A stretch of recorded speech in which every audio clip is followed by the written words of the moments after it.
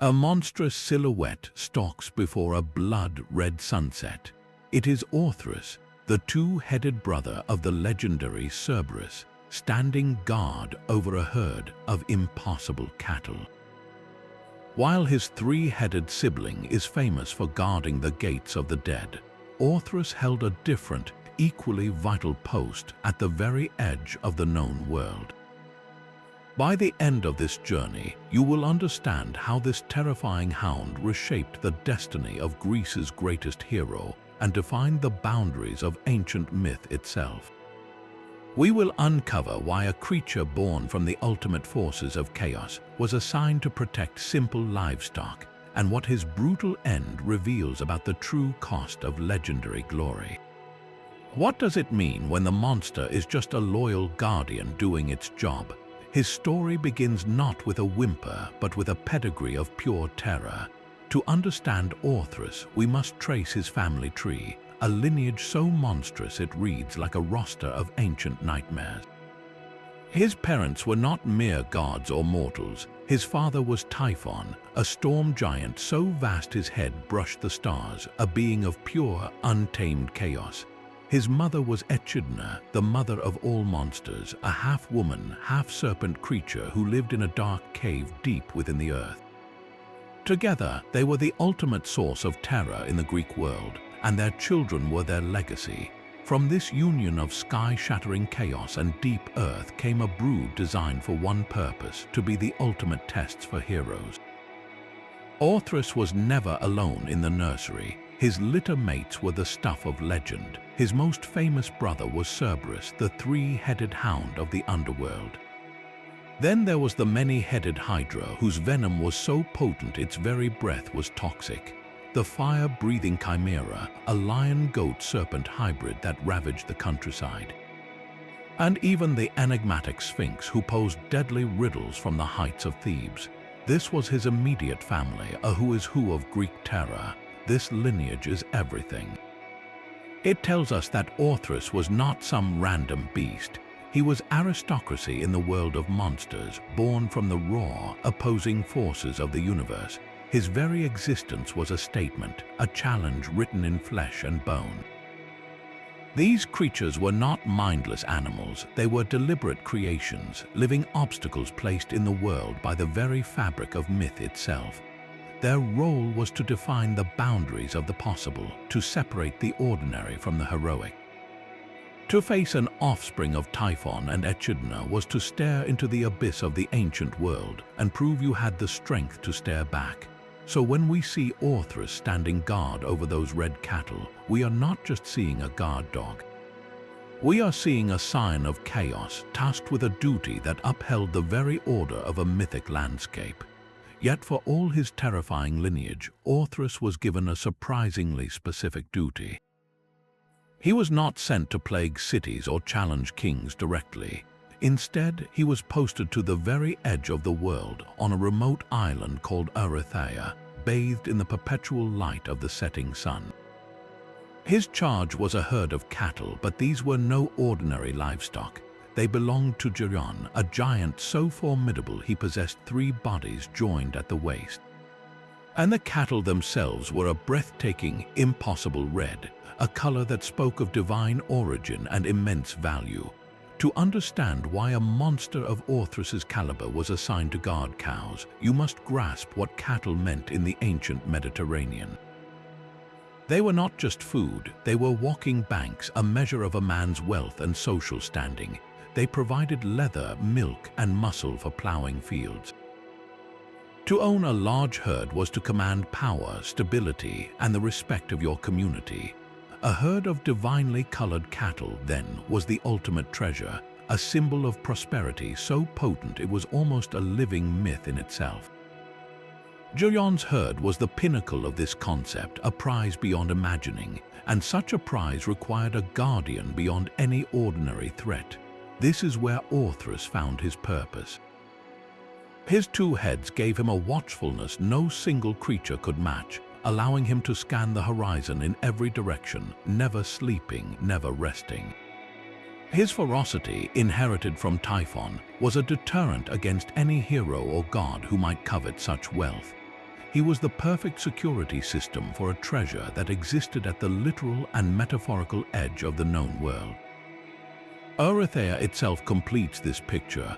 It was an island of sunset, a place where the day ended and the ocean of chaos began.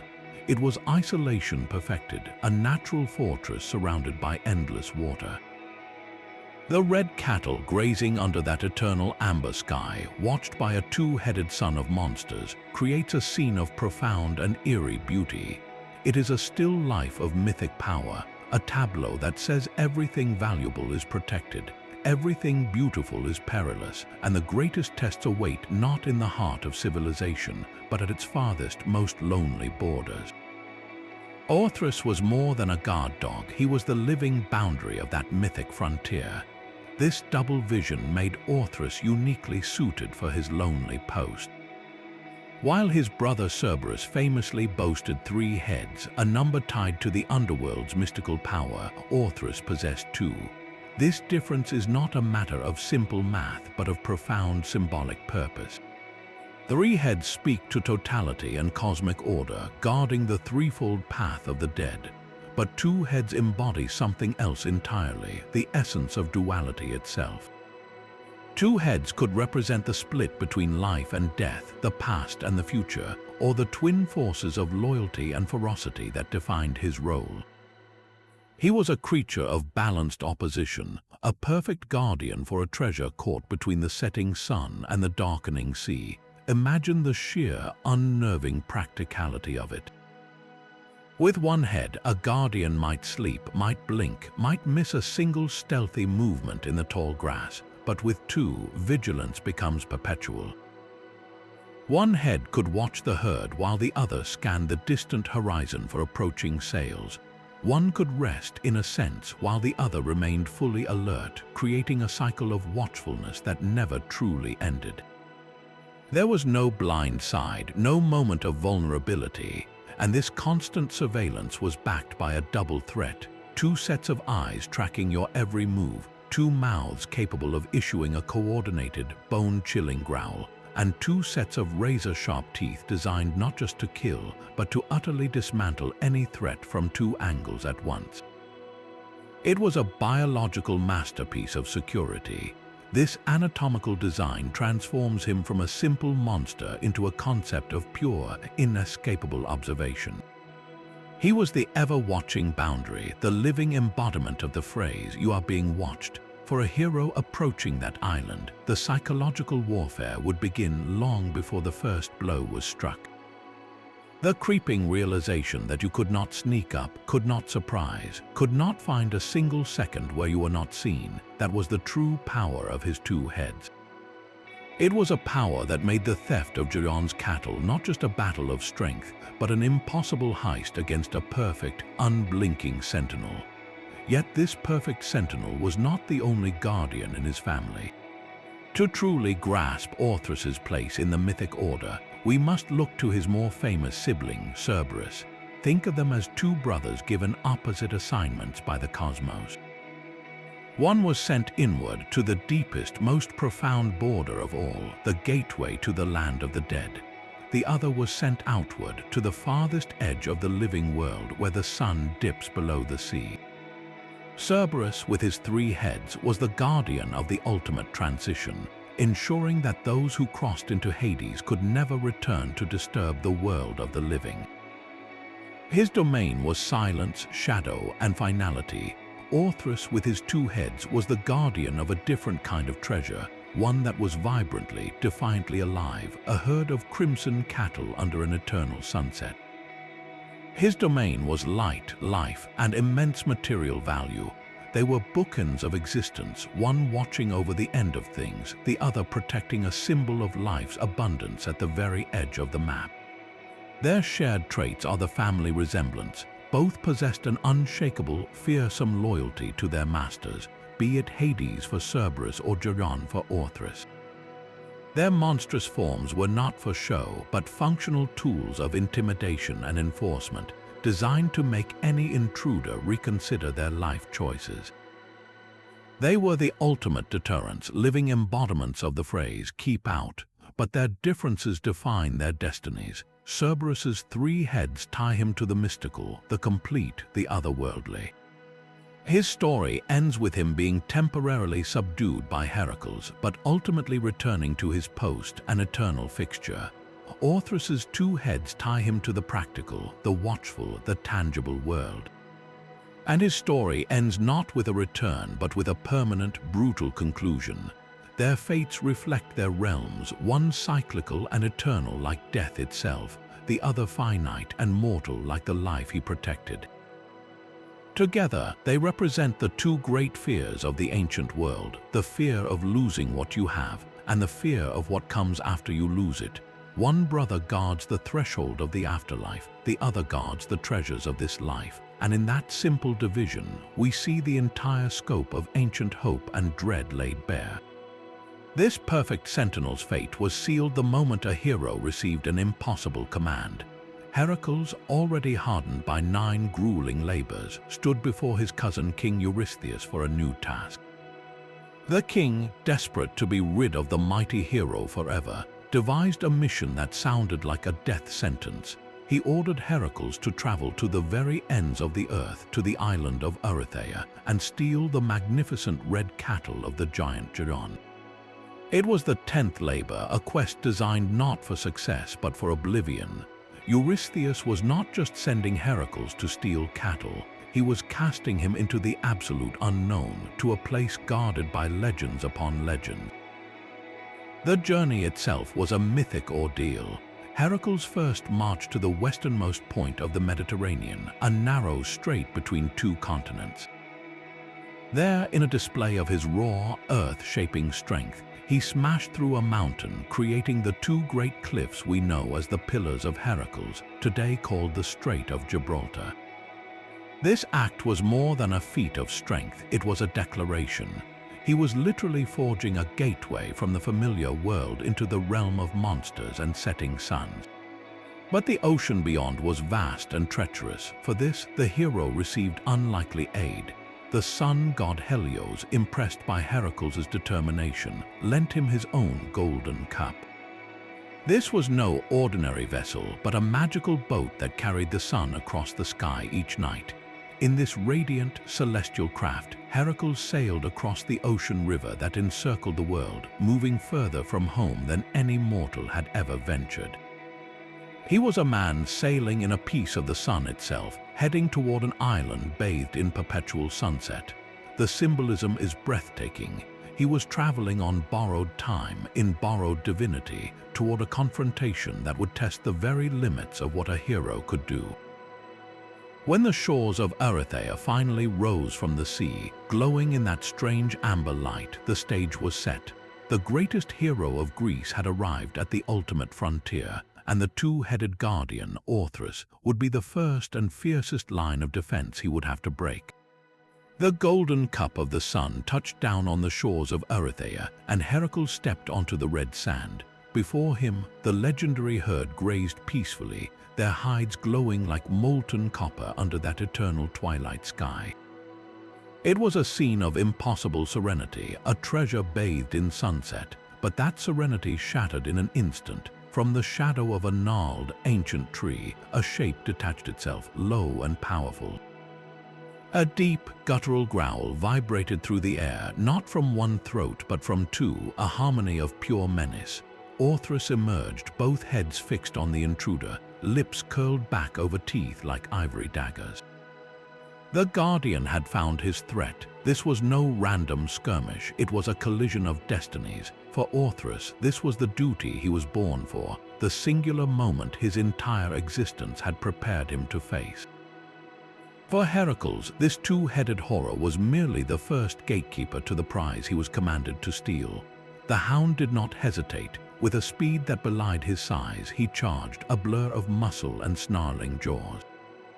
His 2 heads worked not as one mind, but as a perfectly coordinated pair, one lunging high for the hero's throat while the other aimed low to cripple his legs. It was a tactical nightmare, an assault designed to overwhelm any single opponent from 2 angles at once.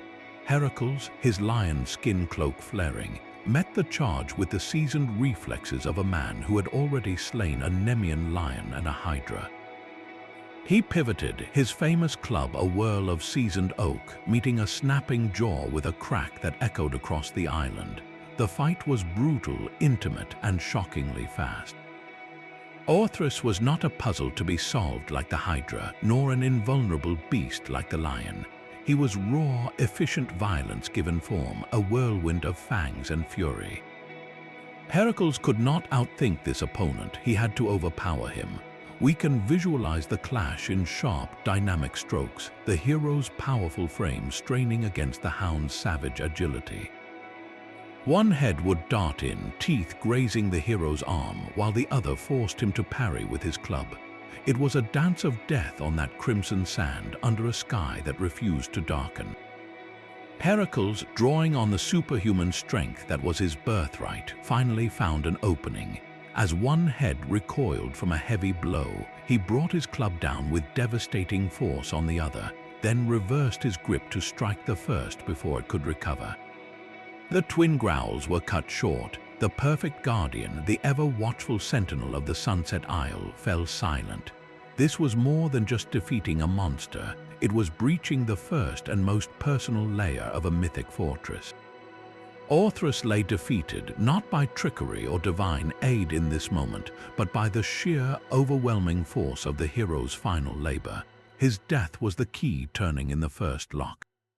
But the silence that followed was not victory, it was merely the prelude.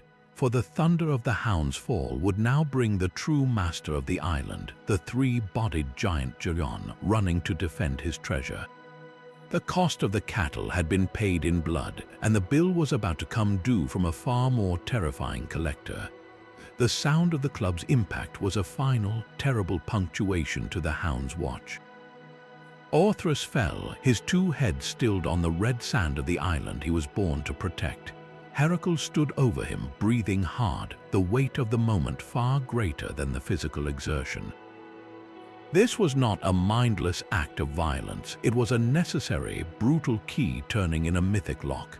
With the guardian silenced, the path to the crimson cattle was now clear, but the cost of that passage was written in the scene before him. In that still moment, we see the core contradiction of the hero's journey. Heracles had just performed an act of undeniable courage and strength, overcoming a monster of legendary pedigree. Yet he had also killed a being who was, by its own nature, utterly loyal and simply doing its duty. Orthrus was not evil, he was a fixture, a part of the island's natural order. His death was the first casualty in a divinely mandated theft. This moment underscores a profound theme in these myths, that glory is often built on the backs of those who are just standing their ground. For Heracles, defeating Orthrus was a critical proof of concept. It demonstrated that even the most perfectly designed guardian, born from chaos and honed for a single purpose, could be broken by focused, heroic force. It validated his journey to the edge of the world and steeled him for the far greater challenge that was already stirring, the thunderous approach of the three-bodied Geryon. But for a moment, let the scene linger not on the victor but on the vanquished. There is a quiet pathos here for the loyal hound. He did not flee, he did not bargain.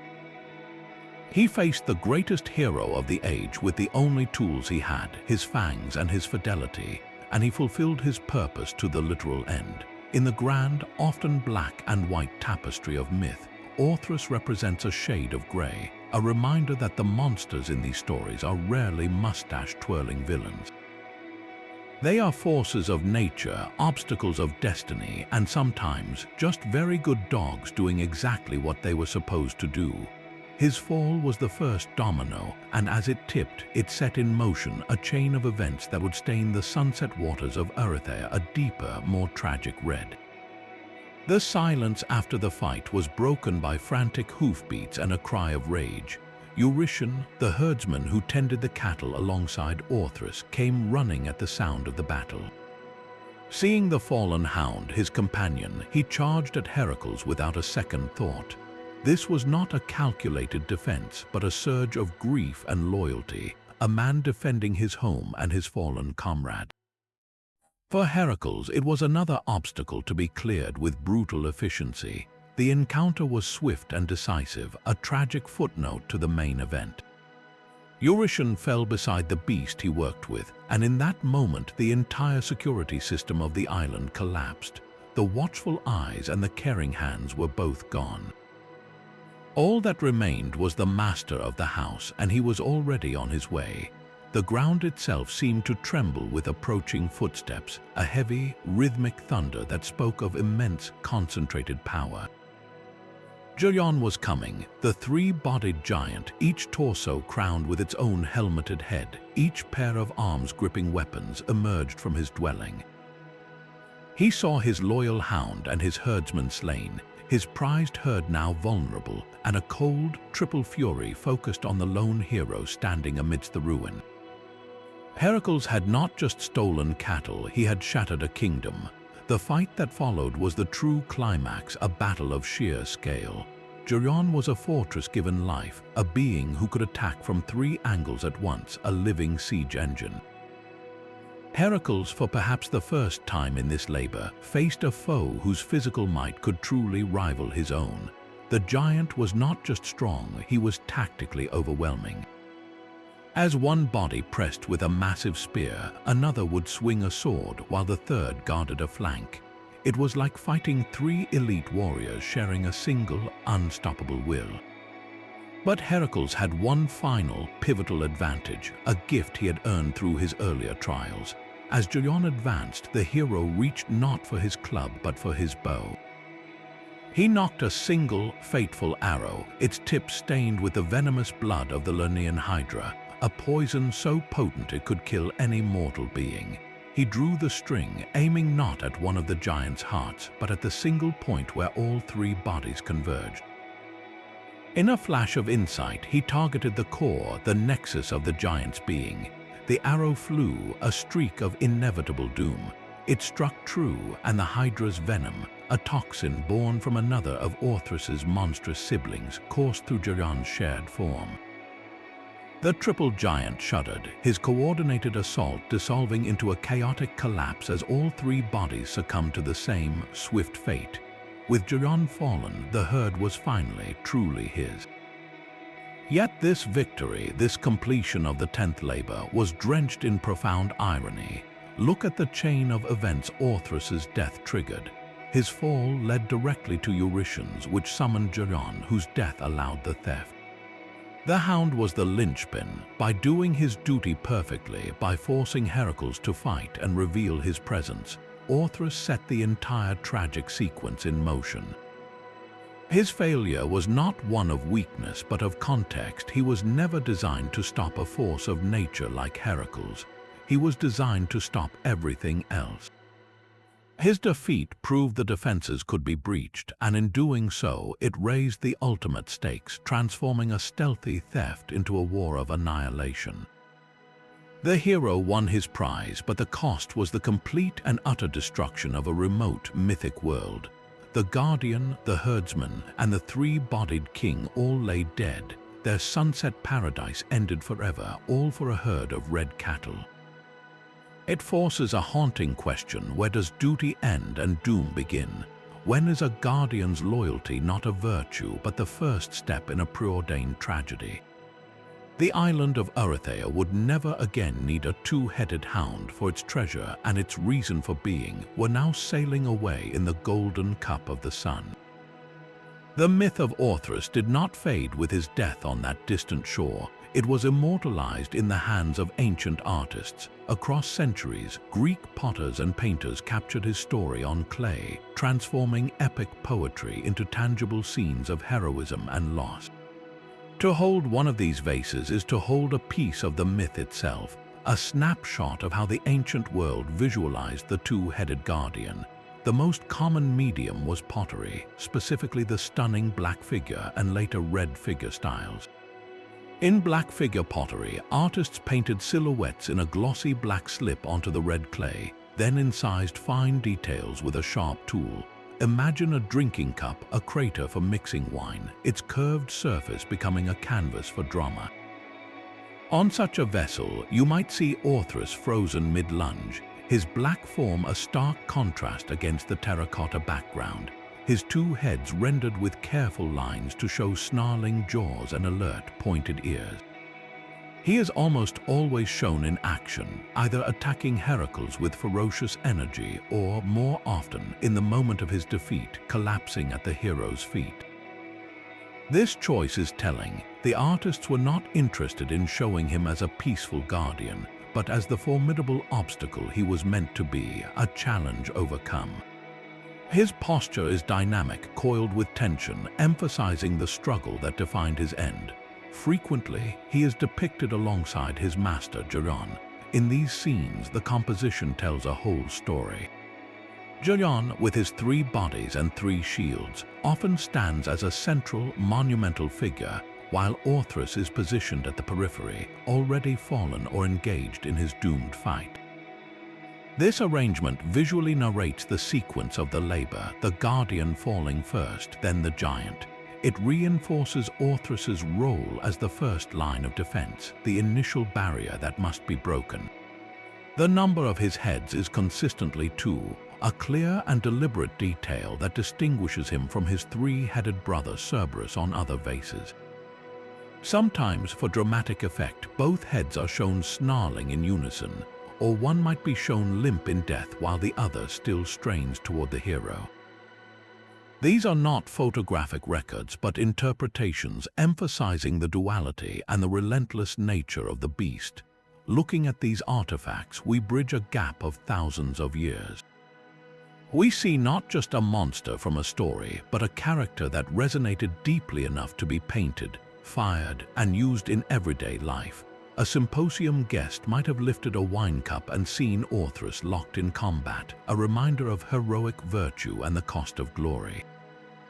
These vases were storytelling devices, their curved surfaces scrolling through mythic episodes like the panels of a comic book.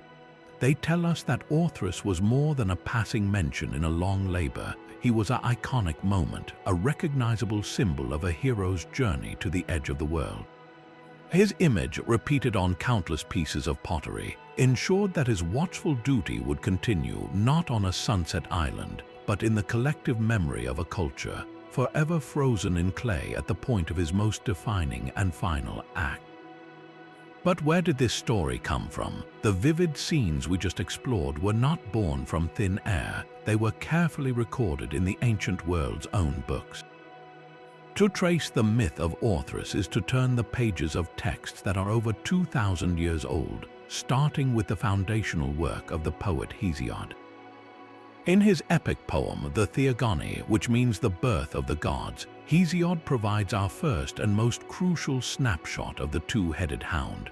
Written around the 8th century before the Common Era, this poem is a grand family tree of the cosmos, cataloging the origins of gods, titans, and monsters.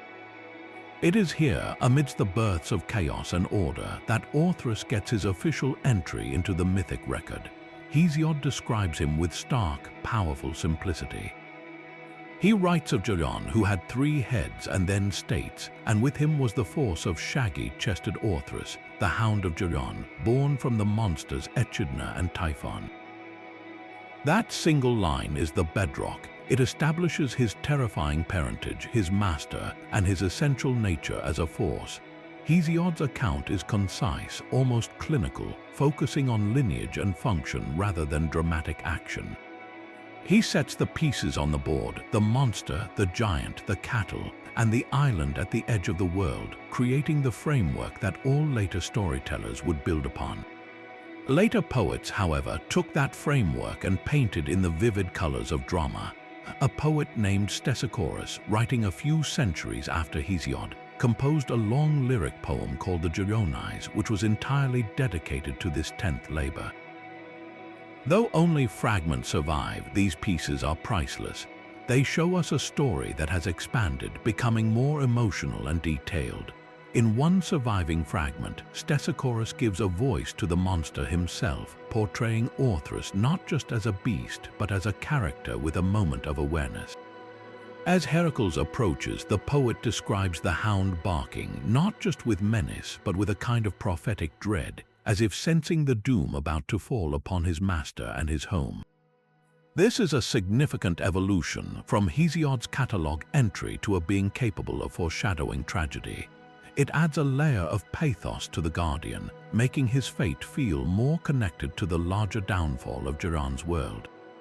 Later still, writers of geographical and historical works, like the Roman author Pomponius Mela, would mention Erytheia and Geryon's cattle, not for the myth's drama, but as a point of location, weaving the legend into their maps of the known world. This journey through the text shows a story solidifying and deepening over time, from Hesiod's authoritative listing to Stesichorus' tragic elaboration to the geographer's matter-of-fact references. Orthrus transitions from a named monster in a list to a pivotal actor in a legendary heist. Each layer of text adds credibility and richness, cementing his place not as a forgotten footnote, but as an integral chapter in the greatest hero's saga. The written word ensured that the two-headed hound, born from chaos and loyal to the end, would never truly stop standing guard over his corner of the mythic imagination. The name Orthrus itself is a riddle waiting to be unraveled.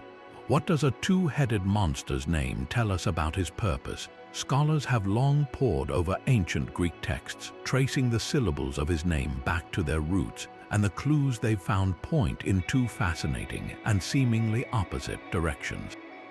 One compelling theory links his name to the Greek word orthros, which means the time just before dawn, that fleeting, silent hour when the night begins to soften into day.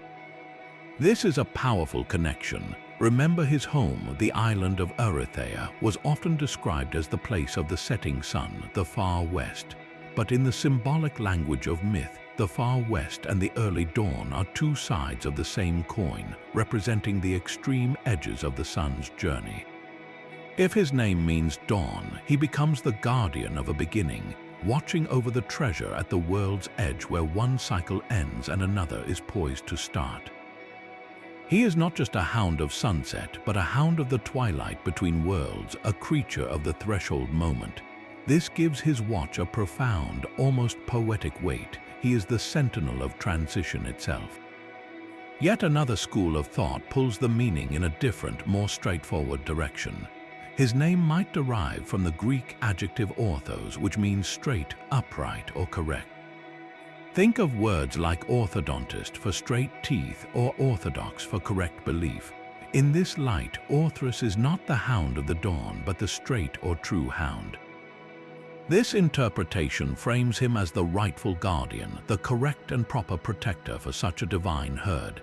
His loyalty is not just fierce, it is morally upright within the context of his world. He is doing exactly what he is supposed to do. This meaning paints him as a figure of duty and order, a stark contrast to the chaotic lineage of his parents. So which is it, the poetic guardian of the twilight or the correct and loyal sentinel? The beautiful tension is that both meanings can coexist in the rich tapestry of myth. A name in these ancient stories is rarely an accident, it is a layer of meaning. Orthrus could very well be the true, upright guardian stationed at the dawn of the world's edge. His name becomes a perfect encapsulation of his entire being, a creature born from primordial chaos who performs his duty with unwavering, correct devotion at the boundary of all things. This linguistic debate does more than define a word, it deepens our understanding of the monster himself. Whether as a spirit of the threshold or a paragon of canine fidelity, his name reinforces that he was never a mindless beast, but a concept given teeth and fur, a defined role in the architecture of the mythic world. But the legacy of Orthrus may not have ended on that bloodied shore. A bizarre and chilling possibility stretches from his story to one of the most famous monsters of all, the Sphinx of Thebes. This creature, who sat on a high rock outside the city, posing a deadly riddle to all travelers, is a cornerstone of Greek tragedy, the downfall of Oedipus. Yet her own origins are shrouded in a fascinating, tangled mystery. In the most common version, she is a daughter of Echidna, making her a sister to Orthrus. But in other, older accounts, the lineage takes a stranger turn. The poet Hesiod himself, in one fragment, suggests a shocking twist that the Theban Sphinx was born from Orthrus and his own mother, Echidna, or perhaps from Orthrus and another sibling, the Chimera. Let that sink in for a moment. The two-headed guardian of the Sunset Island through this twisted family tree could be the father of the riddling Sphinx. This is more than just a confusing mythological footnote. It is a connection that weaves a dark thread between two seemingly separate legends. Think about what this implies. Orthrus was a guardian of a physical treasure using brute force and watchfulness. His potential daughter, the Sphinx, was also a guardian, but of an intellectual and spiritual threshold. She guarded the entrance to Thebes not with teeth and claws, but with a riddle, a test of wisdom. Her method was psychological, her weapon was a question. If she is indeed Orthrus's offspring, then the family business of guarding evolved from pure physical deterrence to a more cunning, cerebral form of defense. Both are creatures of doom for those who fail their test. Orthrus's failure meant death for the intruder. The Sphinx's failure meant death for the traveler. But the Sphinx adds a layer of cruel irony. Her riddle was about mankind itself, a being that walks on 4 legs in the morning, 2 at noon, and 3 in the evening. The answer, of course, is a human. So a creature born from monstrous chaos is posing a riddle about the nature of humanity and killing those who cannot understand their own existence. The thematic links are profound.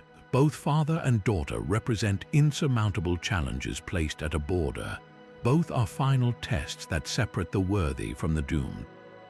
And both, ultimately, are defeated by an outsider who brings a unique form of strength. Heracles with his might, Oedipus with his intellect. Their downfalls mark pivotal shifts in the mythic landscape, the theft of a divine herd and the salvation of a cursed city. This debated lineage ties the fate of a remote, sun-drenched island to the political heart of Thebes, suggesting that the chaos of the frontier can birth the monsters that plague civilization. Whether the Sphinx was truly his daughter or merely his niece, the connection through Echidna binds them in a cycle of guardianship and ruin, proving that the shadow of the two-headed hound stretched far longer than his watch on Erytheia ever did. That island of the setting sun was more than just a mythic location. It was a coordinate on the ancient Greek mental map. For a civilization whose world was centered on the Mediterranean Sea, the far west represented the absolute limit of the known. Beyond the pillars of Heracles lay the ocean, a vast, terrifying river believed to encircle the flat earth, a realm of chaos and monsters. Erytheia, glowing red in that perpetual sunset, was the last landmark before that abyss. And Orthrus, standing guard there, was not merely a monster. He was the living embodiment of everything that place represented: danger, mystery, and the ultimate test of a hero's reach. He personified the perils at the edge of the map. Think of ancient exploration, not with satellites and charts, but with stories. Sailors and storytellers would populate the blank spaces on their mental geographies with creatures that explained why you could go no further. The roaring whirlpool of Charybdis warned of treacherous currents. The song of the sirens explained ships foundering on unseen rocks, and a two-headed hound guarding impossible red cattle. That was the perfect symbol for a distant, unreachable land of fabulous wealth and lethal risk. Orthrus was the "here be dragons" of his era, a narrative landmark that said, this is where the rules of the familiar world end. His very existence answered a deep human question: what keeps us from taking that which is so valuable and so far away? The answer was not just distance, but a guardian born from the primal forces of the universe itself. This connects to a profound pattern in how ancient cultures understood their world. The edges were always mythologized. To the far east, you might find the golden fleece or the rising sun chariot of Helios. To the far north, the land of the Hyperboreans, a paradise of eternal spring. And to the far west, you found the sunset, the land of the dead, and the cattle of Geryon watched by Orthrus. These were not random fantasies, they were cognitive tools. By giving the unknown a shape and a story, even a terrifying one, it became manageable. You could not fight a blank space on a map, but you could conceive of fighting a two-headed hound. Heracles' labor, then, was more than a theft, it was a symbolic expansion of the known world. By defeating Orthrus and taking the cattle, he didn't just complete a task, he pushed back the frontier of the impossible. He demonstrated that even the most perfectly defended symbol of the ultimate elsewhere could be breached, claimed, and brought back into the realm of human achievement. In this light, Orthrus' death marks a shift in the human relationship with the unknown. It transforms the edge of the world from a place of pure, insurmountable peril guarded by monsters into a place that can, however brutally, be conquered by heroes. His fall is the moment the Far West stops being just a land of legend and starts becoming a destination, a place from which you can return with proof. So the next time you look at a setting sun, consider what it once represented. It was not just the end of a day, but a glowing, red boundary watched over by a loyal hound with two heads, a living fence between the world of men and the great, encircling mystery beyond. The two-headed guardian is not a Greek invention, but a universal idea. Across oceans and continents, cultures who never spoke to each other dreamed up the same terrifying solution for protecting what mattered most, a watcher with multiple heads. This archetype appears in myths from the steppes of Russia to the temples of India, proving that the concept of Orthrus touches on something deep and primal in the human imagination. Take the Slavic tales of Zime Goranich, a great flying dragon with 3 or sometimes 7 or even 12 heads. Each head breathes fire, and when one is cut off, 2 more can grow in its place, a clear echo of the Hydra, another of Orthrus' siblings. Zime Goranich is not just a monster, he is a sovereign terror, often guarding a captive princess or a hidden treasure within a glass mountain, a classic guardian role. His multiple heads represent an overwhelming, regenerative threat, a being so resilient and watchful that defeating him requires not just strength, but cleverness and help from magical allies. Then look east to Hindu mythology, and you find Rahu, a demon who plays a different kind of guardian role in the cosmic order. Though often depicted as just a head, Rahu's story is one of duplication and insatiable hunger. He attempted to steal the nectar of immortality by disguising himself among the gods. The sun and moon saw him and alerted Vishnu, who decapitated him. But because he had drunk the nectar, his head became immortal. Now that severed head eternally chases the sun and moon across the sky, swallowing them in an eclipse, only for them to pass through his severed throat. Rahu is a celestial guardian of a sort, a perpetual reminder of the consequences of deceit, his lone head serving as an ever-present watcher of the heavens, creating the ultimate protective barrier, the periodic darkness itself. Even beyond literal monsters, the symbol persists in heraldry.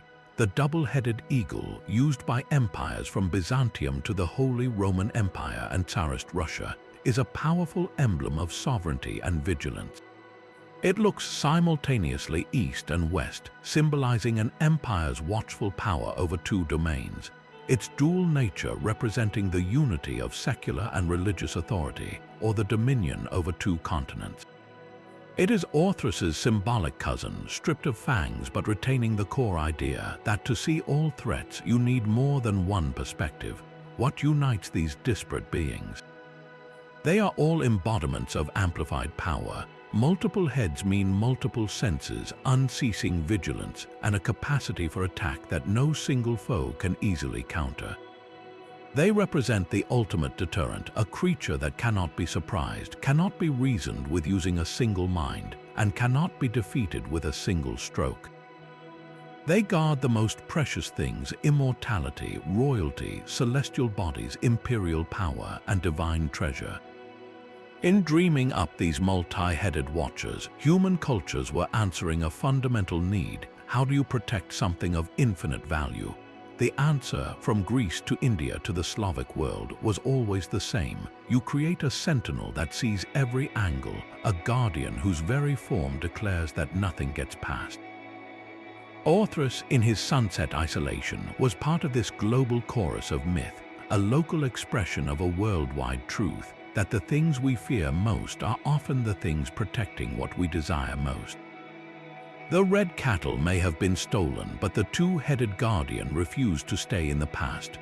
Orthrus has trotted out of his ancient texts and into the heart of modern pop culture, finding new life as a pixelated boss, a literary metaphor, and a comic book menace.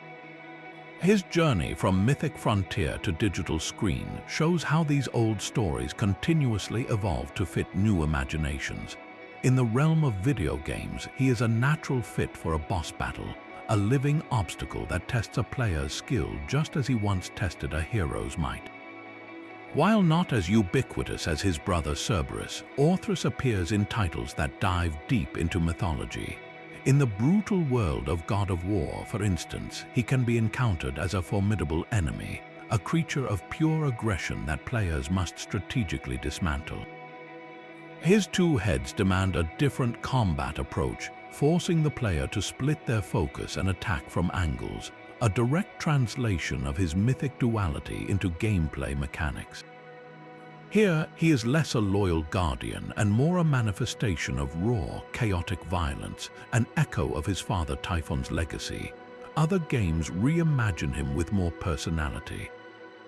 In the critically acclaimed game Hades, the entire underworld is repopulated with charismatic versions of mythological figures. While Orthrus himself does not appear, the game's treatment of creatures like Cerberus shows how these ancient beasts can be transformed from mindless monsters into characters with quirks and relationships, a trend that could easily extend to his two-headed brother in future stories. This shift is key from obstacle to character. In these digital arenas, his physical form remains recognizable, the two-headed hound, but his narrative role is flexible, serving whatever the story needs, a gatekeeper, a mini-boss, or a wild hazard in a fantastical landscape. Beyond the controller, Orthrus stalks the pages of modern fantasy literature and comics. Authors drawn to mythological revisionism often use him as a shorthand for ancient primal power. In some novels, he might appear as a literal guard dog for a modern-day descendant of Geryon, or as a spectral familiar bound to a sorcerer. In these stories, his two heads often symbolize a divided nature, perhaps one head representing instinct and the other reason, locked in an eternal internal debate. This adds psychological depth to the creature, exploring what it might be like to share one body with two separate consciousnesses. Comic books, with their love for larger-than-life characters, might portray him as a colossal beast, each head the size of a car, rampaging through a city until a superhero can subdue him. Here, the ancient guardian becomes a force of nature disaster, his mythic scale amplified for a four-color page. The common thread in all these modern appearances is adaptation. Sometimes he is just a cool two-headed dog, a visual spectacle that requires no explanation for fans of fantasy. Other times, writers tap into the deeper themes of his myth, his loyalty, his duty, and his ultimate futility against a destined hero. He becomes a symbol of any formidable but ultimately surmountable barrier, whether it's a level boss in a game or a personal challenge in a novel. This constant reinvention is the lifeblood of mythology.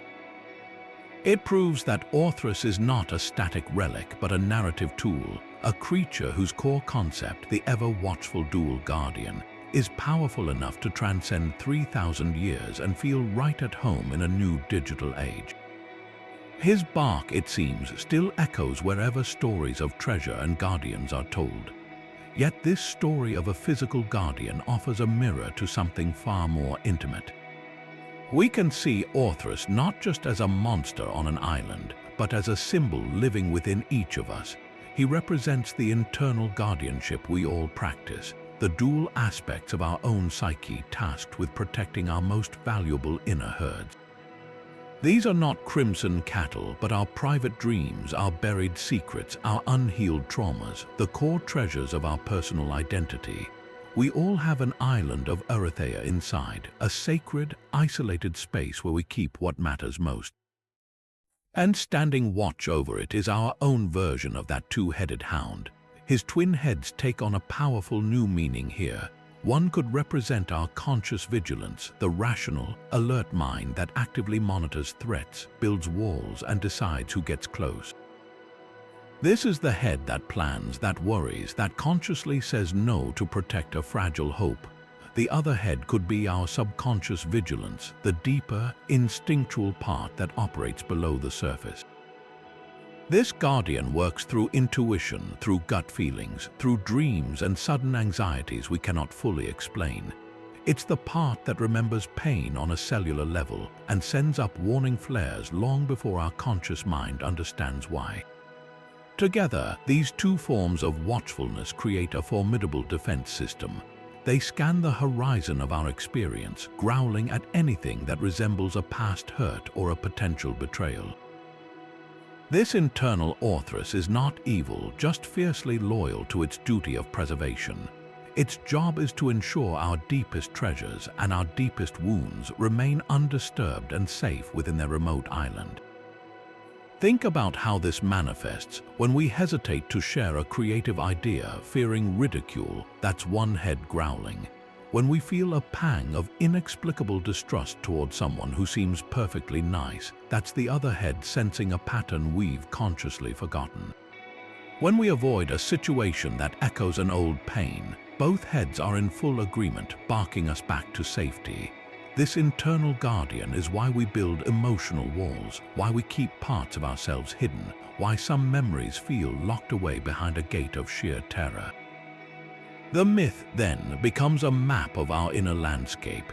Heracles' violent conquest represents the kind of brutal, external force that can sometimes breach these defenses, a traumatic event or a person who overpowers our boundaries and steals our sense of safety.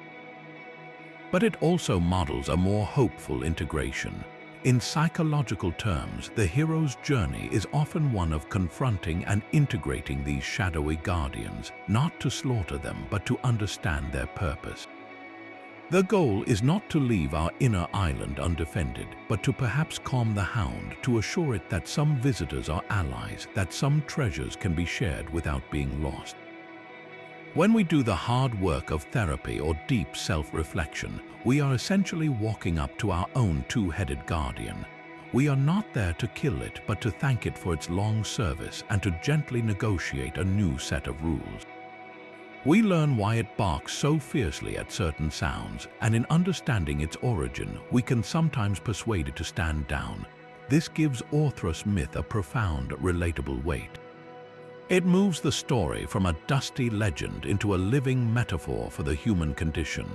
We are all both the hero and the guardian, the thief and the protector, constantly negotiating the boundaries of our own secret shores. The question the myth leaves us with is not how to slay our inner monsters, but how to understand what priceless things they are so desperately, loyally trying to keep safe. This confrontation on the crimson sand perfectly fits a pattern found in stories across the globe. Within the framework of the hero's journey, as described by mythologist Joseph Campbell, Orthrus plays a specific and vital role. He is the threshold guardian. Every hero, from ancient demigods to modern protagonists, must cross from the ordinary world into the world of adventure, and that border is never unguarded. The threshold guardian is the first major obstacle, the entity that says stop, that tests whether the hero has the courage and capability to proceed any further. They are not always the ultimate villain, often they are simply the keepers of the gate, and Orthrus is the archetype made flesh. His two heads, his unwavering loyalty, his fearsome power, all exist to ask a single, brutal question of Heracles: are you truly ready for what lies beyond me? This is the Guardian's core function in storytelling, to test the hero's resolve and skill before the stakes become cosmic. By forcing a confrontation, the Guardian separates the dreamer from the doer, the would-be hero from the real one. Anyone can desire the treasure, but only one who can defeat the guardian can earn the right to pursue it. In this light, Orthrus's ferocity is not mindless, it is a filter. His very existence ensures that only someone of Herculean caliber can reach the three-bodied giant and the divine herd. The battle, then, is a rite of passage. When Heracles stands his ground, meets the dual assault, and triumphs, he is not just winning a fight, he is passing the test. His victory over Orthrus is a certificate of worthiness, proof validated by strength that he has the right to advance deeper into the special world of the myth. This moment transforms him in the narrative. He is no longer just a man on a mission from a king. He has now actively proven himself against a being born from the primal forces of the universe. The defeat of the Guardian marks the point of no return. Once Orthrus falls, there is no going back to the way things were. The hero is irrevocably committed to the quest. It also escalates the tension perfectly, for the Guardian is seldom the most powerful foe. By overcoming Orthrus, Heracles demonstrates he has the basic qualifications, but in doing so, he inevitably summons the greater power, the true owner of the treasure, Geryon. The Guardian's fall is the alarm bell, so Orthrus's role is beautifully tragic. His purpose is to be overcome. His defeat is the key that unlocks the next more dangerous door. He exists so that the hero can prove he is more than just a man with a club. He is a force of destiny capable of reshaping the edges of the world itself. In the grand story of the 10th Labor, the two-headed hound is the living exam, and his silence is Heracles' passing grade. The myth we have is a single, final chapter, but what of the unwritten book? What stories lived in the silent years before Heracles ever set foot on that red sand? We know Orthrus only at the moment of his defeat, a loyal guardian slain in duty. But was that his whole story? The gaps in the mythic record are not empty spaces, they are invitations to wonder. What if his two heads held two distinct personalities? Perhaps one was the fierce, barking sentinel, always scanning the horizon, while the other was quieter, more observant, a thoughtful head that watched the slow arc of the sun and the peaceful grazing of the crimson herd. Maybe they argued in low growls only they could understand, debating the nature of their duty or the strange ships that sometimes appeared on the distant sea. This internal duality could have made him a more complex creature than the simple monster of the vase paintings, a being wrestling with the isolation of his eternal watch. And what of his past? The journey from the dark cave of Echidna to the sun-drenched island of Erytheia is a blank page. Did he travel with Geryon, a pup growing into his power alongside his three-bodied master? Were there other, smaller threats that tested him long before the great hero came? Poachers from distant lands, lesser giants drawn by the legend of the red cattle, or sea monsters that crawled onto the shore? Each skirmish would have honed his coordination, teaching his two heads to move as one perfect weapon, building the reputation that would one day make him a worthy obstacle for a demigod. His relationship with his more famous brother, Cerberus, is another fertile silence. Did they know each other as offspring of the same monstrous parents? They were bound by blood, yet their duties placed them at opposite ends of existence. Perhaps in some lost fragment of myth, they met at a family gathering in the depths of the underworld, a rare moment where the guardian of the dead and the guardian of the living herd could exchange a knowing glance. What would they have communicated in barks and growls, stories of stubborn heroes, complaints about the endless watch, or a simple, shared understanding of the weight that comes with being a living boundary? Their fates were mirrors, one destined to be a permanent fixture, the other destined to fall, and that contrast itself is a story waiting to be told. These questions shift our perspective entirely. They ask us to see Orthrus not as an obstacle in Heracles' story, but as the protagonist of his own. Every guardian has a life before the hero arrives, a routine of patrols and quiet moments, a sense of purpose that has nothing to do with its eventual downfall. By filling in these silences with our imagination, we do more than speculate. We restore a measure of dignity to the monster. We acknowledge that the myth we received is a history written by the victors, a single snapshot of a much longer life. So the next time you encounter a monster in an old tale, pause at the gap. Ask what its mornings were like, what it cherished, what it feared before the hero's shadow fell. In those questions, the flat character on the page becomes a living being again, and the ancient story gains a new, deeply human dimension. The soil beneath our feet holds more than just dirt, it cradles the bones of lost worlds. While Orthrus sprang from the imagination of poets, is it possible that imagination was first sparked by something tangible, something real that someone once dug from the ground? There is a fascinating, though speculative, bridge between the two-headed guardian and the science of paleontology.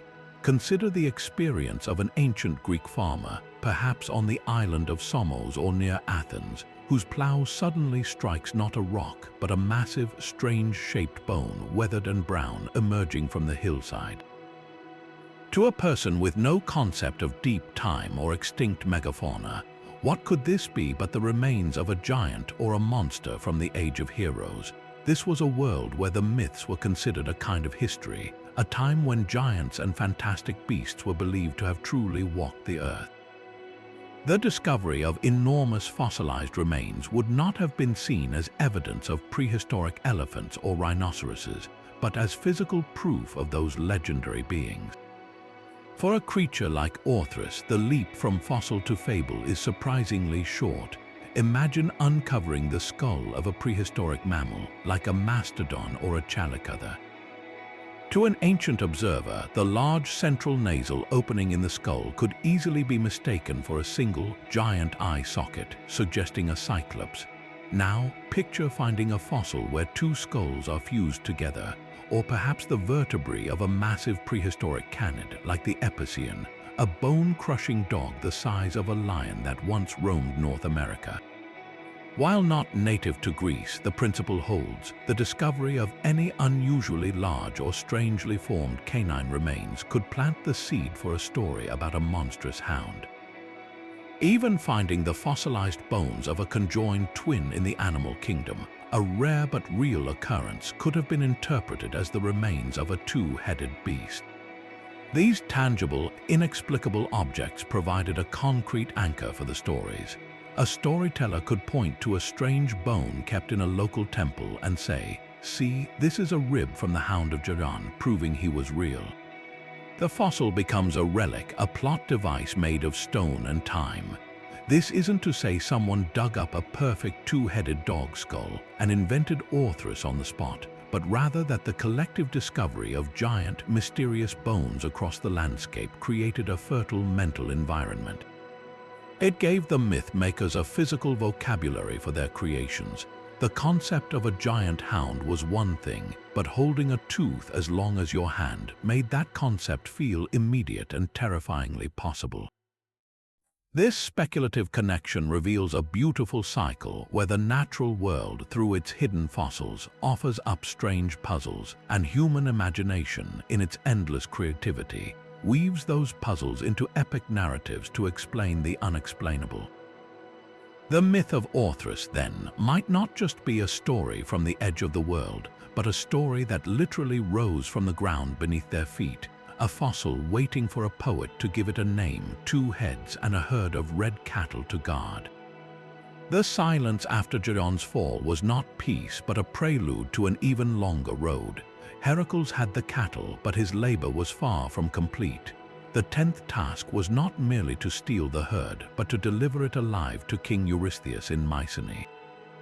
This turned a daring heist into a grueling, continent-spanning cattle drive, a journey that would test the hero's patience and resilience as much as his strength. With a golden cup of the sun, he herded the nervous, magnificent animals back across the ocean river and through the pillars he himself had created. Now on foot, he began the arduous trek eastward, guiding his priceless, lumbering prize through lands he had never seen. Every step was a risk. The red cattle were a beacon, a legend made flesh, attracting attention from every bandit, monster, and local god who coveted such divine wealth. The hero became a shepherd, fending off wolves and thieves, forging rivers and navigating mountain passes, all while keeping the skittish herd together. This was the unglamorous, exhausting side of heroism, a months-long marathon of grit following the sprint of battle on Erytheia. It proves that defeating Orthrus and Geryon was only the first act. Securing the treasure was one thing, but bringing it home through a hostile world was the true, protracted test of the labor. This journey home was punctuated by one last fiery confrontation that echoes the battle with Orthrus in a fascinating way. As Heracles drove the herd through what is now Italy, he stopped to rest near a cave on the future site of Rome. While he slept, a cunning, fire-breathing giant named Cacus, son of the god Vulcan, spotted the miraculous cattle. Unable to steal the entire herd openly, Cacus resorted to trickery. He grabbed several of the finest animals by their tails and dragged them backwards into his high mountain cave, so their footprints would seem to lead away from his lair. When Heracles awoke and noticed the missing cattle, he was initially baffled until a lowing from within the hill betrayed Cacus's theft. Enraged, the hero stormed the cave. What followed was another brutal, close-quarters fight against a monstrous guardian. Cacus breathed jets of flame and smoke, turning his den into an oven. But Heracles, enduring the blistering heat, overwhelmed the giant and slew him, recovering the stolen animals. The parallel is striking.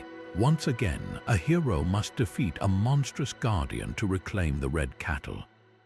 But Cacus is a distorted mirror of Orthrus, a thief rather than a loyal sentinel, using deception instead of direct vigilance.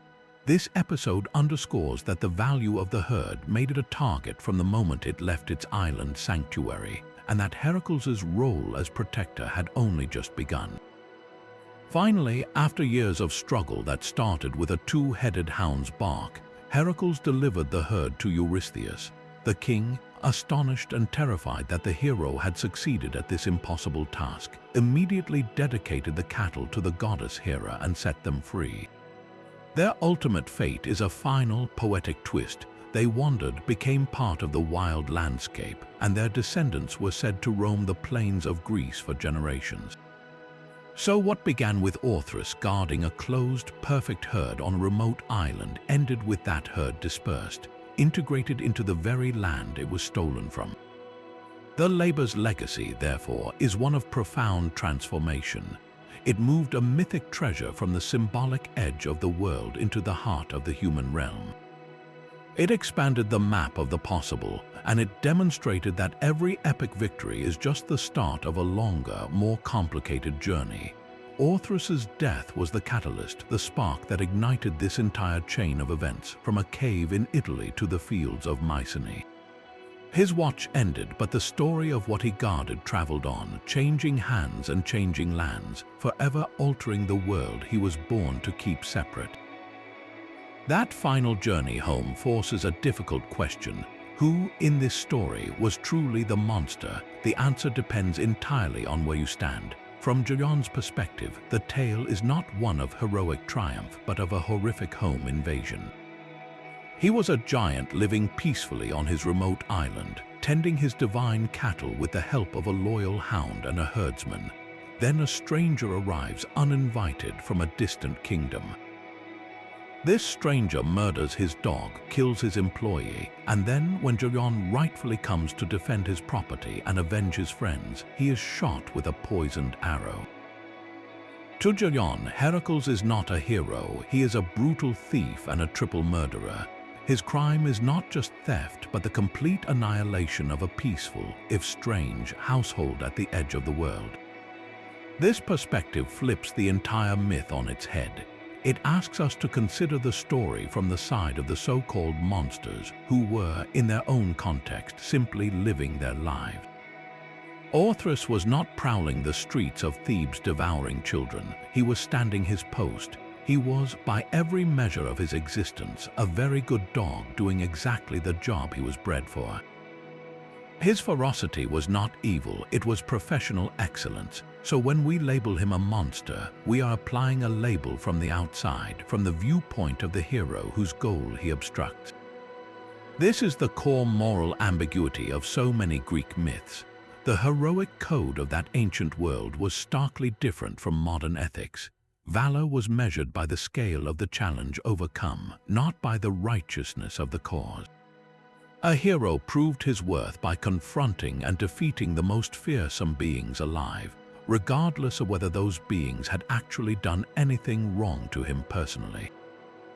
Heracles' labors were often punishments or commands from a king, tasks of obedience and prowess, not necessarily quests for justice.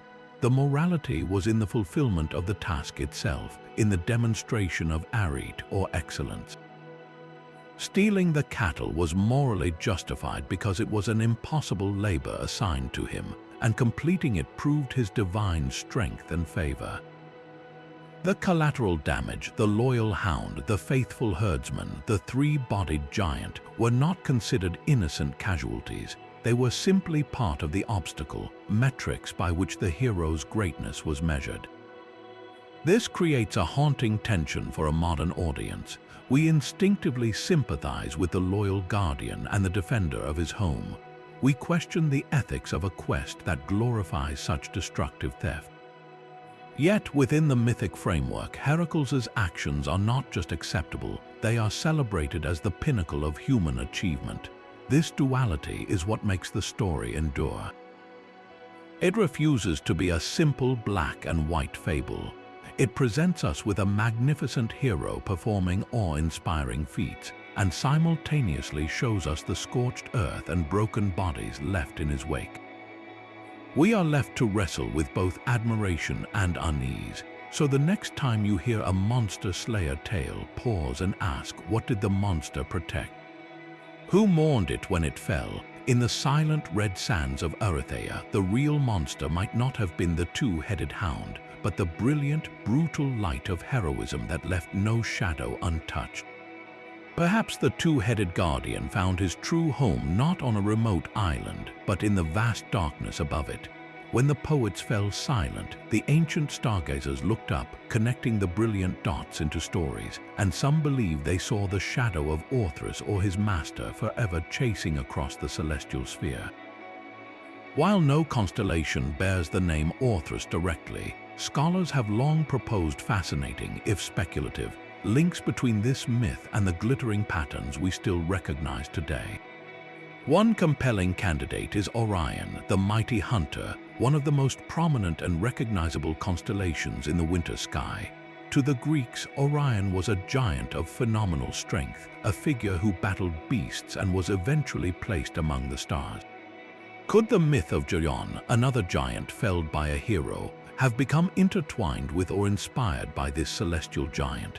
Some interpretations suggest that Orion's belt and sword might have been seen as the point where Heracles' fatal arrow struck the three-bodied giant, a permanent wound in the night. Others look to the constellation Canis Major, the greater dog, which follows Orion across the heavens and contains Sirius, the brightest star in our sky. This brilliant dog is most often associated with Orion's own hunting hound, but in the swirling mix of regional myths, the idea of a great celestial dog guarding or accompanying a giant is a powerful echo. It is not hard to imagine an ancient storyteller pointing to that blazing star and whispering, "That is the eye of the hound of the sunset, still watching." These connections are not definitive history, but something more poetic. They are evidence of a human impulse to map our greatest stories onto the infinite. For people without electric lights, the night sky was a dominant, ever-changing tapestry. Its cycles dictated planting and harvest, its movements guided sailors, and its permanence offered a canvas for permanence. By placing their heroes and monsters in the stars, they achieved a kind of immortality that mere stone or song could not provide. The myth was no longer just a tale of the past, it was a living presence retold every clear night. Geryon, in his laborious struggle, or his loyal hound in his eternal vigilance, could be seen as a warning or a lesson written in light, a constant reminder of the price of hubris or the virtue of duty. This practice of astral myth-making, called asterism, was common across cultures. The same stars might tell the story of a hunter in Greece, a great bull in Mesopotamia, or a celestial canoe in Polynesia. The constellations were a shared library in the sky, and the story of the 10th Labor, with its epic theft and fallen guardians, was compelling enough to potentially earn a chapter. So when you look up at Orion striding through the winter darkness, or see the dazzling eye of Sirius, consider the possibility of an older, quieter story layered beneath the familiar myths. You might be witnessing the last silent echo of a two-headed hound who failed his duty, or a three-bodied giant who lost his treasure, forever frozen in their final dramatic moment, transformed from earthbound monsters into eternal patterns of cold, beautiful light. That loyalty, that ferocious devotion to a single duty, is the soul of Orthrus's brief, brutal story. He is not a villain scheming in the dark, but a soldier standing his post at the edge of the world. His conflict with Heracles was never personal, it was structural, a collision written into the very fabric of the mythic cosmos. On one side, you have the principle of order, represented by the hero on a divinely sanctioned quest to prove human potential can reshape the world. On the other, you have the principle of chaos, embodied by a creature born from the raw, untamed forces of nature, whose purpose is to maintain a boundary, to keep a certain part of the world wild, separate, and intact. Their fight was inevitable because these two forces are eternally at odds in these myths, and Orthrus, for all his might, was destined to lose.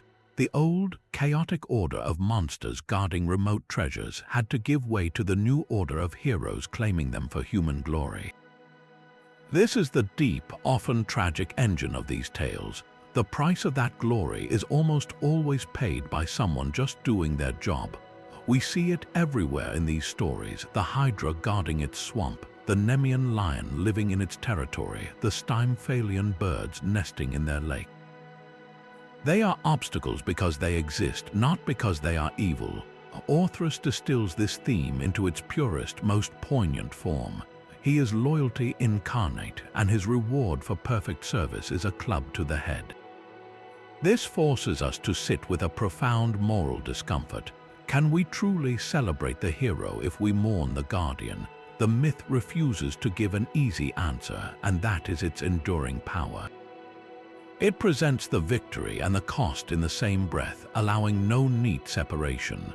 Heracles' glory is built upon the corpse of a being whose only crime was being excellent at the task for which he was created.